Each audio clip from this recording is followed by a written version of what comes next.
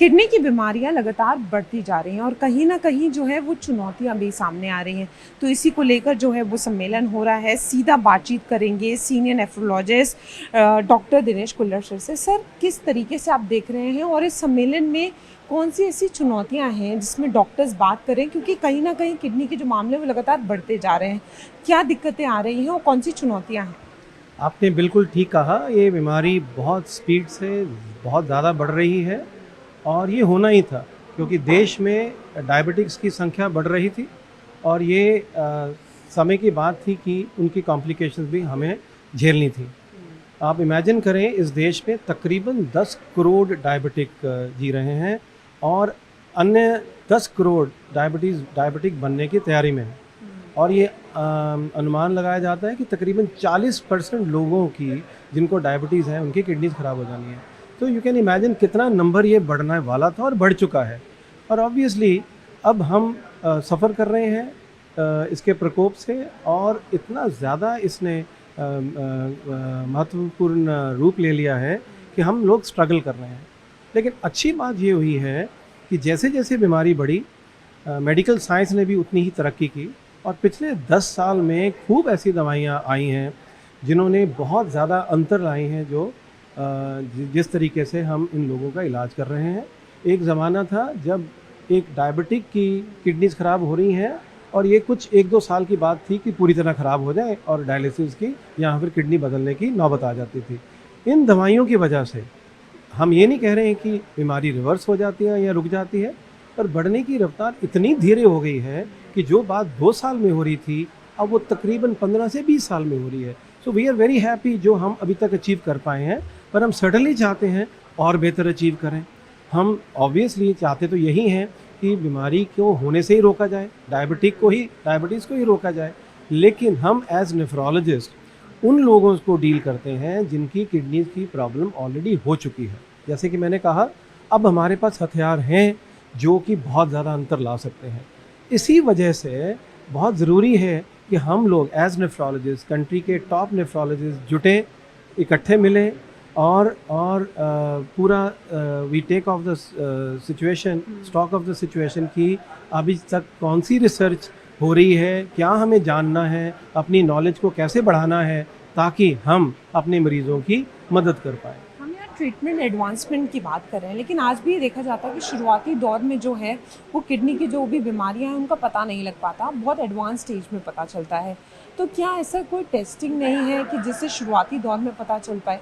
बहुत ज़रूरी है ये बात। जैसे कि मैंने कहा, जब तक मरीज़ हमारे पास एज किडनी स्पेशलिस्ट पहुंचते हैं, बीमारी काफ़ी बढ़ चुकी होती है, तब हम रिवर्स करने की बात नहीं करते, हम इसको आगे बढ़ने की रफ्तार को स्लो करने की बात कर रहे हैं। या फिर जब पूर्ण तौर से ये ख़राब हो जाती हैं, या तो डायलिसिस या ट्रांसप्लांट की बात करते हैं। जो सवाल आपने पूछा वो ज़्यादा इम्पॉर्टेंट है, इसकी रोकथाम कैसे करनी है और इसको शुरुआत में कैसे पकड़ना है।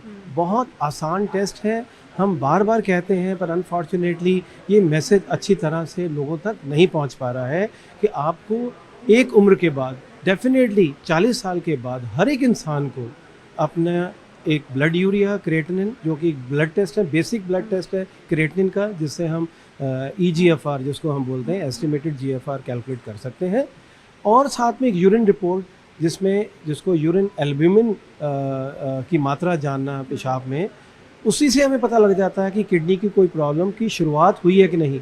इस स्टेज पे हम बहुत अंतर ला सकते हैं, लेकिन जब बढ़ जाती है अनफॉर्चुनेटली ज़्यादा कुछ नहीं किया जा सकता। ये बहुत आसान टेस्ट है, जो जैसे कि मैंने कहा, जो 40 साल से ऊपर है उसको तो पक्का हर साल करने चाहिए, पर जिसको शुगर है, हाई ब्लड प्रेशर है या किसी किस्म की कोई बीमारी किडनी रिलेटेड है, उसको अपनी डॉक्टर की सलाह लेके जल्दी भी कराना चाहिए। हो सकता है साल में 2 बारी या 3 बारी भी कराना पड़े। हमने ये भी सोचा, कुछ बीमारियां हैं जो बच्चों में भी हो रही हैं, और अनफॉर्चुनेटली बच्चों में तो कोई जांच करवाता नहीं है, और जब तक हम करवाते हैं, जब तक वो रियलाइज़ करते हैं एक बीमारी का नाम कि IgA नेफ्रोपैथी उनको हो गई है, जो बहुत कॉमन है, शायद कई लोगों ने इसका नाम सुना हो या ना सुना हो, लेकिन ये एक ऐसी बीमारी है जो किडनीज़ को अंदर ही अंदर से ख़राब करती है। जब तक पकड़ी जाती है कई बारी बहुत लेट हो चुका होता है।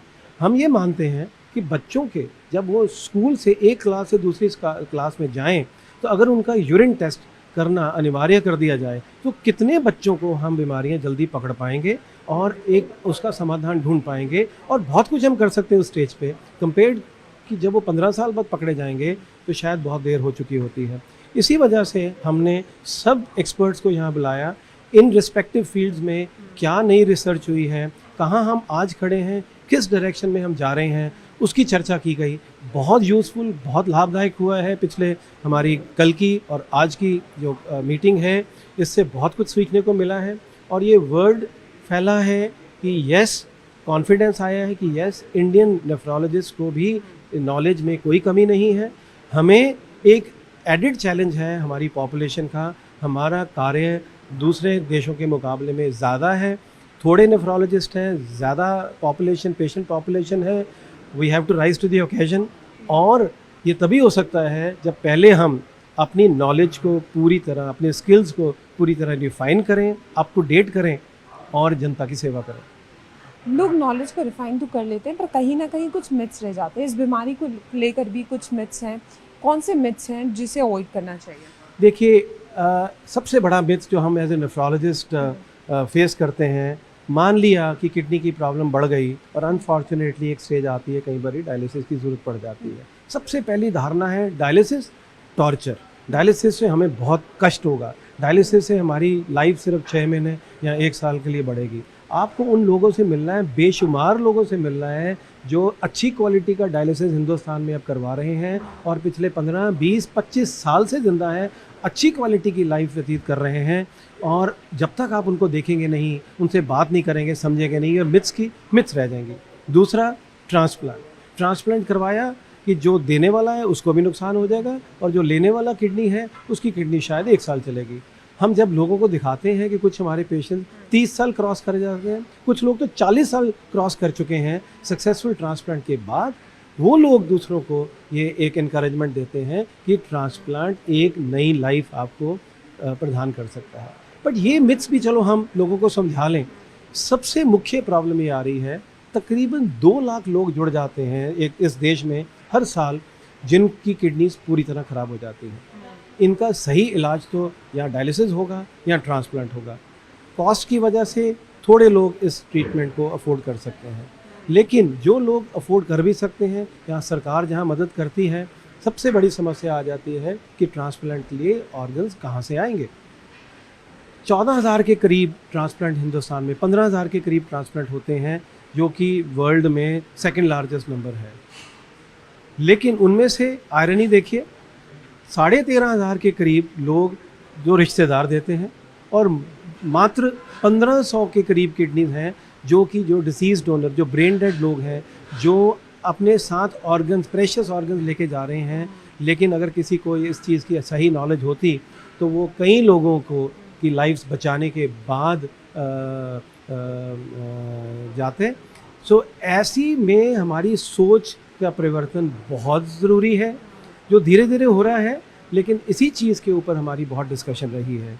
हम 1350 की बात कर रहे हैं 15,000 में, और दूसरी कंट्रीज़ में 90% लोगों की किडनीज उनको ब्रेन डेड से मिलती है। इमेजिन करें अगर हमारी देश में भी अगर लोग वॉलंटियर करें और अपने रिश्तेदारों के दुख के समय में, जब उनका सब कुछ उनसे छिन चुका होता है, तब भी बड़प्पन दिखाएं और अपने जो नियर एंड डियर वंस के ऑर्गन्स को साथ ना जाने दें, कई लोगों की जानें बचाएं, तो आई थिंक बहुत बड़ा परिवर्तन हमारे देश में भी लाया जा सकता है। ये अनफाउंडेड फियर्स कि अगर आज आपने अपने किसी रिश्तेदार के कोई अंग दान करवाया तो अगले जन्म में वो बिना उस अंग के पैदा होगा, आई थिंक ऐसी धारणा को जब तक हम विचारों को हम अपने मन से नहीं निकालेंगे, आगे कुछ हम बढ़ नहीं पाएंगे।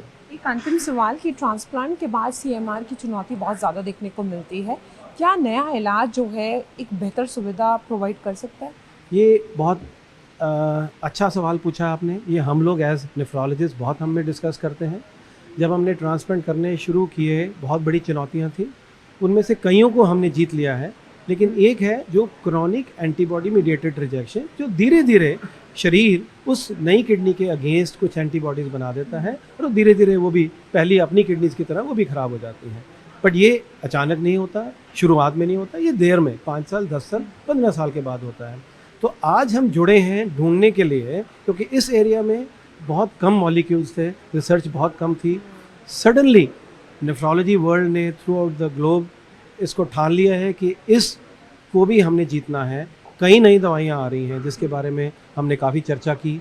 कई नई दवाइयाँ हैं और कई नई आने वाली हैं, लेकिन इस में जब दवाइयाँ ना भी हों, पर बहुत ज़रूरी है कि हमें उसकी जानकारी हो, पूरी तरह उपलब्ध हो, किस पाथवे को हमने टारगेट करना है, ताकि हम उस पाथवे को ब्लॉक करने के लिए नए नए मॉलिक्यूल ला पाएँ।